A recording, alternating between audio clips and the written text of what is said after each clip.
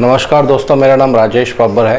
तो आज एक और छोटी सी वीडियो यहाँ पे बनाने जा रहा हूँ महादशा और अंतरदशा को लेकर। बहुत सारी मेरे पास रिक्वेस्ट आई थी इसको लेकर और बहुत कंफ्यूजन रहती है कि कैसे महादशा अंतरदशाओं को इंटरप्रेट करें, कैसे उससे प्रेडिक्शंस की जा सकती हैं। तो इसके देखिए बहुत सारे नियम हैं, बहुत सारे सूत्र हैं, लेकिन उनमें से एक सूत्र ऐसा है जो आज मैं आपको बताने जा रहा हूँ। बहुत ही सिंपल सूत्र है, इसको आप अप्लाई करेंगे तो बहुत सटीक आपकी प्रेडिक्शंस जो हैं वो निकल के आएंगी। तो वीडियो आरंभ करने से पहले बहुत बहुत धन्यवाद जो लोग मेरा चैनल सब्सक्राइब कर रहे हैं, और आशा करता हूँ ऐसे ही आप मेरी वीडियोस लाइक करते रहेंगे, शेयर करते रहेंगे अपने फ्रेंड्स, अपने रिलेटिव्स के साथ। तो आइए वीडियो आरंभ करते हैं दोस्तों। यामिनी ज्योतिष और मेरा एक दूसरा चैनल है सिया एस्ट्रोलॉजी। अभी उस चैनल पे बहुत धीरे धीरे वीडियोस अपलोड हो रही हैं, लेकिन आने वाले समय में रेगुलरली उस पर भी हफ्ते में 3-4 वीडियोस अपलोड होंगी। उसमें सारी वीडियोस जो है इंग्लिश में आती हैं। तो आइए वीडियो आरंभ करते हैं। देखिए ये एक चार्ट है, ये मेरा अपना चार्ट है। जो लोग मेरा चार्ट के बारे में जानना चाहते हैं वो डेट ऑफ बर्थ नोट कर सकते हैं, या जो सॉफ्टवेयर में साथ साथ चार्ट बना के देखना चाहते हैं तो 4 दिसंबर 1970 और समय है 10:30 बजे सुबह। प्लेस ऑफ बर्थ है दिल्ली। 10 नंबर लगन की मेरी कुंडली है। लगन में ही चंद्रमा है, दूसरे भाव में राहु है और चौथे भाव में शनिदेव हैं, वक्री हैं, और अष्टम भाव में केतु हैं, दशम भाव में शुक्र हैं, बृहस्पति हैं, मंगल देव हैं, 11वें भाव में सूर्य हैं और 12वें भाव में बुध हैं। दोस्तों चंद्रमा मेरे मंगल के नक्षत्र में है और शनिदेव मेरे शुक्र के नक्षत्र में है। ये कुछ इम्पॉर्टेंट इसलिए मैं बता रहा हूँ क्योंकि ये जब आप प्रेडिक्शंस करेंगे उस समय आपके बहुत काम आने वाली हैं। लगन की डिग्रीज मेरी लगभग 743 के आसपास हैं और बुध देव की डिग्रीज मेरी 736 के आसपास हैं। तो अब आइए थोड़ा सा पीछे चलते हैं। 1994 की मैं बात यहाँ करने जा रहा हूँ। उस पीरियड में मेरी गुरुदेव की महादशा आरंभ हुई थी। दोस्तों कोई भी महादशा आपको देखनी है तो सबसे पहले आपको क्या करना है, पहले आप ये एनालाइज करना सीख लीजिए कि जिस ग्रह की महादशा आरंभ हो चुकी है आपके जीवन में, क्या वो ग्रह आपके लिए शुभ है, या वो ग्रह आपके लिए मारक है, या वो ग्रह आपके लिए अशुभ है। इन तीनों को क्लासिफाई करना आपको आना चाहिए दोस्तों। तो पहले बृहस्पति देव का आंकलन कर लेते हैं कि क्या बृहस्पति देव यहाँ पर अच्छा रिजल्ट देने वाले हैं या ख़राब रिजल्ट देने वाले हैं। तो देखिए बृहस्पति देव 12वें भाव के स्वामी हैं, तो ये तटस्थ हो जाएंगे, जहाँ पे ये बैठेंगे या जिसकी राशि में होंगे वैसा रिज़ल्ट देते हैं। लेकिन क्योंकि बृहस्पति देव की 2 राशियां हैं तो ये सारा जो अपना रिज़ल्ट होगा ये 12 नंबर राशि जो उनके तीसरे भाव में आ रही है मेरे, उसका रिज़ल्ट देने वाले हैं। तो इसका मतलब क्या है, बृहस्पति देव इस लगन के लिए एक ख़राब प्लैनेट माने जाते हैं, तीसरे घर के स्वामी हैं। तो यहाँ पे जो कुछ रूल्स थे मैंने आपको पहले बताए थे। तीसरे घर के स्वामी अगर मेलेफिक ग्रह हों और वो केंद्र में जाके मेलेफिक राशि में ही बैठ जाते हैं तो फिर कुछ अच्छा रिजल्ट दे देते हैं। लेकिन इसका उल्टा होता है, अगर तीसरे भाव में बेनिफिक ग्रह की राशि होती है तो वो इतना ज़्यादा नुकसान नहीं करते, लेकिन आपको ये देखना पड़ता है वो कहाँ जाके बैठे हैं कुंडली में। तो ये अगर कुंडली में बेनिफिक ग्रह की राशि में केंद्र में ही बैठ जाएंगे तो फिर ये बहुत ज़्यादा यहाँ नुकसान करने वाले हैं दोस्तों। तो देखिए बृहस्पति देव केंद्र में बैठे हैं शुक्र देव की राशि में, योग कारक की राशि में बैठे हैं, लेकिन क्योंकि बृहस्पति देव जो हैं शुक्र देव के अति शत्रु माने जाते हैं दोस्तों। इन दोनों की कभी भी आपस में मित्रता नहीं होती है। तो केंद्र में बैठे हैं, शुभ ग्रह की राशि में बैठे, तो यहाँ बृहस्पति देव जो हैं एक बहुत ही अशुभ रिजल्ट देने वाले हैं दोस्तों। तो इसको आप ऐसे लिख सकते हैं, बृहस्पति देव के नीचे आप लिख लीजिए अशुभ। आ का मतलब है अशुभ। अब एक चीज़ आपको ये क्लियर हो गई कि ये जो महादशा है ये अब 16 साल के लिए चलने वाली है। तो क्या 16 साल तक ही मुझे अशुभ रिज़ल्ट मिलेगा? नहीं, ऐसा नहीं होगा। यहाँ बीच बीच में चेंजिंग होगी, जैसे जैसा इसके साथ दूसरे अंतरदशाएं आएंगी वैसा वैसा रिज़ल्ट आपको देखने को मिलेगा। लेकिन एक चीज़ आपको ये मान लेनी है कि महादशा लॉर्ड का शुभ होना कुंडली में बहुत ज़रूरी होता है दोस्तों। अगर महादशा लॉर्ड जिसकी दशा चल रही है वो शुभ नहीं है आपके लगन के लिए, तो फिर इतना ज़्यादा अच्छा रिज़ल्ट उस पूरी दशा में आपको देखने को बहुत कम ही मिलता है। तो आइए एक एक करके अब एनालाइज करते हैं। यहाँ तक हमें बिल्कुल क्लियर हो गया कि बृहस्पति देव यहाँ पे अशुभ हैं। तो पहली महादशा बृहस्पति देव की जब आरंभ होगी उनके साथ उनकी अंतर्दशा रहती है। तो किसी भी ग्रह की जब महादशा आरंभ होती है उसी की अंतर्दशा भी होती है। टाइम पीरियड आप कैलकुलेट कर सकते हैं, सॉफ्टवेयर में सब दिया रहता है। तो बृहस्पति का जो समय होगा बिल्कुल बहुत अच्छा नहीं जाएगा, सिंपल एक नॉर्मल जो है समय जाता है, बहुत ज़्यादा ख़राब भी नहीं, बहुत ज़्यादा अच्छा भी नहीं। ये रूल जो है हर ग्रह के लिए आपको लगाना है दोस्तों। जिस ग्रह की महादशा होगी उसी की अंतर्दशा होगी, तो वो जितना भी समय होगा इतना ज़्यादा अच्छा नहीं जाता है। खासकर ये रूल शनि देव के लिए 100% यहाँ पे जो है लागू होता है। शनि देव की महादशा और जब तक उनकी अंतर्दशा रहती है किसी भी तरह का अच्छा रिजल्ट देखने को नहीं मिलता है। कोई भी कार्य आपको उस पीरियड में नहीं करना है जब शनि देव की महादशा हो और शनि देव की ही अंतर्दशा हो। उस पीरियड में कोई भी किया हुआ कार्य बहुत मुश्किल से सफल हो पाता है दोस्तों। तो ये हर प्लैनेट पे ये रूल जो है, ये सूत्र जो है एप्लीकेबल होता है। अब आगे चलते हैं। बृहस्पति देव के बाद दशा आएगी शनि देव की।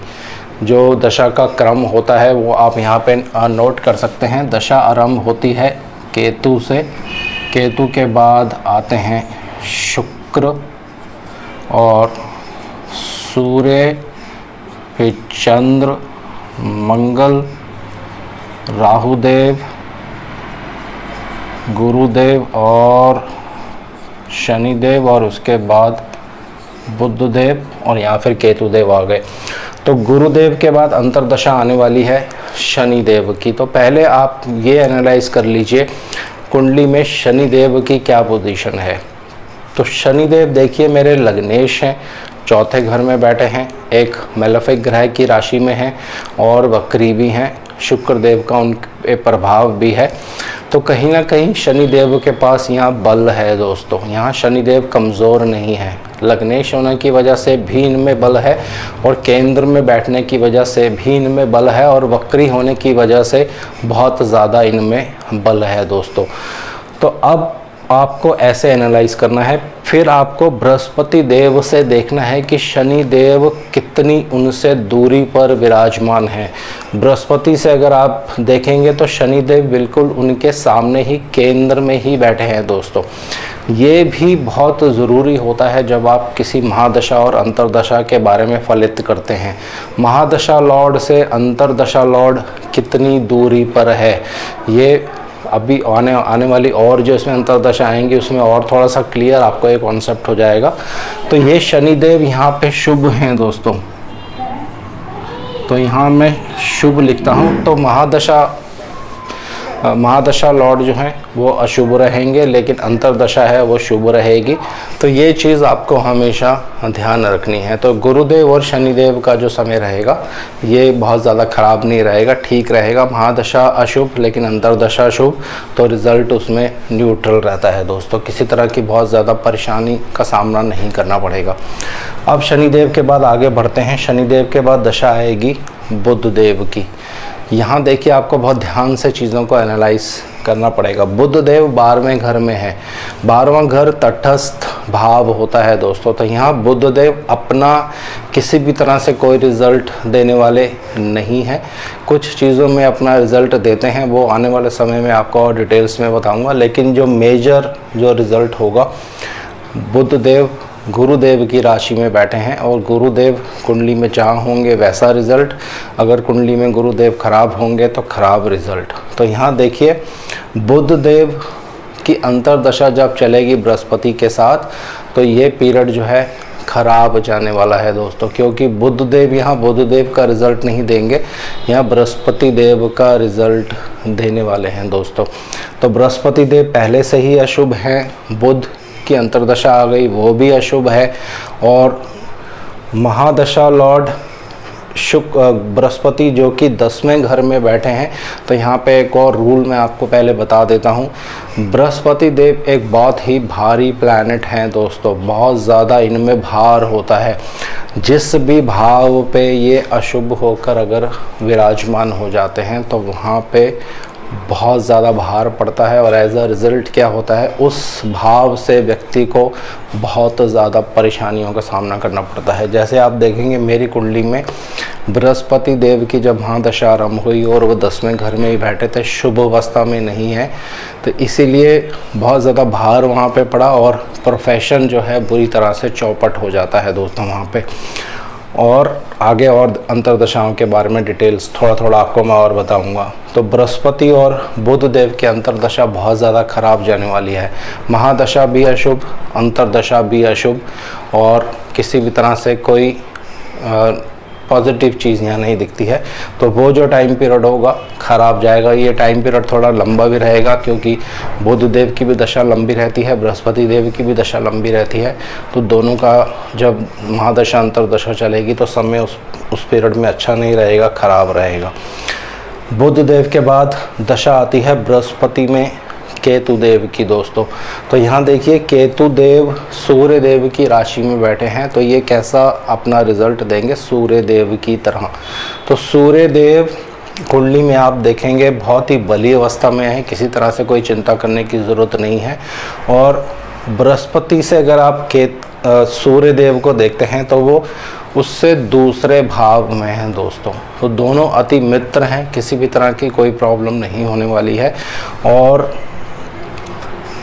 दशा अंतर्दशा दोनों मित्र हैं। बृहस्पति अशुभ हैं लेकिन अंतर्दशा लॉर्ड जो हैं वो शुभ हैं, यहाँ पे किसी तरह से कोई परेशानी नहीं आएगी।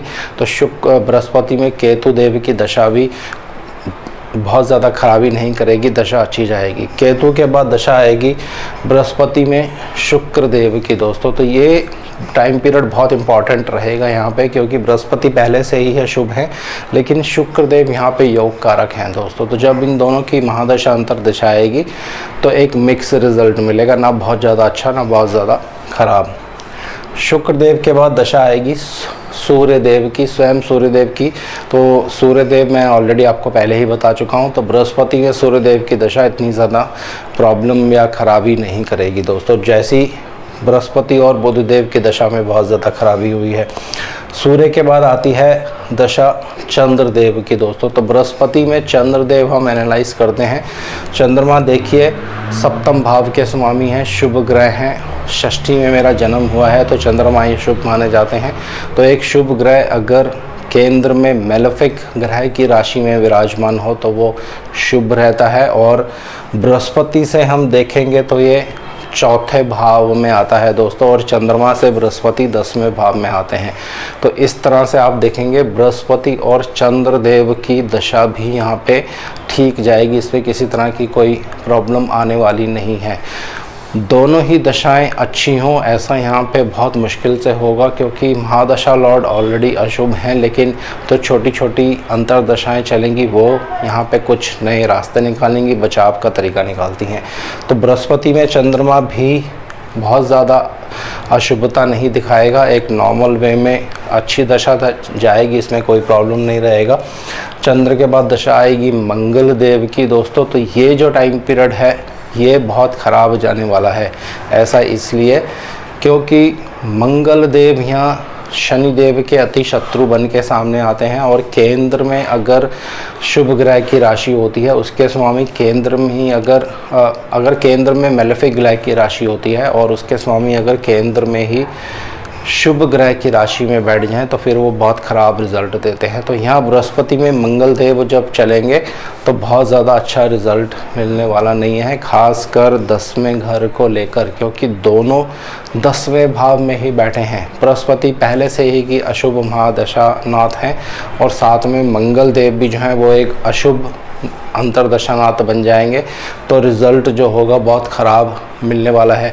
जहाँ बैठते हैं वहाँ सबसे ज़्यादा इफ़ेक्ट आता है, जहाँ जहाँ पे दृष्टि डालेंगे वहाँ पे और ज़्यादा ख़राब इफ़ेक्ट आएगा दोस्तों। यहाँ पे एक चीज़ आप नोट कर सकते हैं, बृहस्पति देव खराब अगर कुंडली में है आपके, कहीं से भी खराब जगह से बैठकर अगर वो छठे घर को देख ले तो ऐसे केसेस में बहुत ज़्यादा धन को लेकर दिक्कत होती है या कर्ज जो है बहुत ज़्यादा बढ़ जाता है। ये आप प्रेडिक्शन यहाँ पे एक कर सकते हैं जो मैंने अभी आपको बता दी है। बृहस्पति के बाद अंतर्दशा, जो लास्ट अंतर्दशा है वो राहु देव की आने वाली है। तो राहु देव को पहले आपको एनालाइज करना पड़ेगा। दूसरे भाव में राहु देव सदैव न्यूट्रल रहते हैं क्योंकि उनके साथ में भी कोई ग्रह नहीं है और तटस्थ रहेंगे यहाँ पे राहु देव, और रिजल्ट देंगे शनि देव की तरह। तो राहु देव और गुरुदेव की दशा भी यहाँ पे अच्छी जाने वाली है, उसमें भी किसी तरह की कोई परेशानी नहीं आएगी। जैसे मंगल देव या बुध देव की दशा में इस तरह से यहाँ परेशानी आई थी दोस्तों। तो ये एक तरीका है, इससे आप देख सकते हैं महादशा लॉर्ड अंतर्दशा लॉर्ड कैसा रिजल्ट देंगे आपस में। तो इसमें मेन जो है आपको हर ग्रह को एनालाइज करना आना चाहिए, वो ग्रह मेरे लिए ख़राब है या वो ग्रह मेरे लिए अच्छा है। यही प्लैनेट्स जैसे आप बुध देव हैं या मंगल देव हैं, जिन ग्रहों की दशा बृहस्पति की महादशा में ख़राब गई थी, लेकिन जब आप किसी दूसरे ग्रह की महादशा देखेंगे, जैसे शनि देव की महादशा यहाँ देखते हैं, इसके बाद शनिदेव की महादशा यहाँ आरंभ हो जाएगी मेरे को। तो जैसे ही शनिदेव की महादशा आरंभ होती है, शनिदेव में शनिदेव जैसे मैंने आपको पहले बताया वो पीरियड कभी भी किसी के लिए भी अच्छा नहीं जाता है। तो उसके बाद शनिदेव में बुध देव की दशा आ जाती है दोस्तों। तो यहाँ देखिए डिफरेंस जो है वो कैसे आएगा, क्योंकि महादशा लॉर्ड जो हैं अब शनिदेव हैं जो कि एक शुभ महादशा लॉर्ड है, परंतु बुध के बारे में हम पहले ही एनालाइज कर चुके हैं कि बुध नहीं है, बुध बृहस्पति देव की तरह यहाँ रिजल्ट देने वाले हैं और शनिदेव से बिल्कुल सप्तम में बैठे हैं, बृहस्पति देव बिल्कुल आमने सामने हैं। तो महादशा लॉर्ड जब शुभ रहते हैं, चाहे अंतर्दशा इतनी ज़्यादा ख़राब भी हो तो फिर भी किस तरह की चिंता करने की ज़रूरत नहीं होती है दोस्तों। ये कुछ गोल्डन रूल्स हैं, ये आपको एस्ट्रोलॉजी में याद करने पड़ेंगे, एस्ट्रोलॉजी में फॉलो करने पड़ेंगे। इसी तरह से आप हर महादशा से हर अंतर्दशा का रिलेशन देख सकते हैं। महादशा लॉर्ड से जिस ग्रह की अंतर्दशा चल रही है वो कहाँ पे है, कहीं वो उससे छठे घर में तो नहीं है या उससे आठवें घर में तो नहीं है। तो अगर ऐसा होता है तो फिर बहुत ज़्यादा प्रॉब्लम होती है। अपने से केंद्र में, अपने से त्रिकोण में अगर कोई भी ग्रह रहता है जिसकी महादशा चल रही हो और उसकी किसी की अंतर्दशा चल रही हो, अगर दोनों में नव पंचम का संबंध हो और केंद्र का संबंध हो तो वो दशा फिर कुछ पर्टिकुलर अच्छी जाती है दोस्तों। तो यहाँ एक छोटा सा आज मैंने लॉजिक आपको यहाँ समझा दिया है, इस लॉजिक को आप यूज़ करिए। महादशा लॉर्ड को देखिए कि वो कहाँ पे है, आपके लगन के लिए वो अच्छे हैं या नहीं है, आपके लगन के लिए ख़राब हैं। अंतर्दशा लॉर्ड को आपको देखना है कि आपके लगन के लिए अच्छे हैं या आपके लगन के लिए ख़राब हैं। फिर आपको महादशा लॉर्ड से अंतर्दशा लॉर्ड की दूरी देखनी है, कितने भाव वो उनसे दूर है, कहीं छठे आठवें 12वें भाव में तो नहीं है।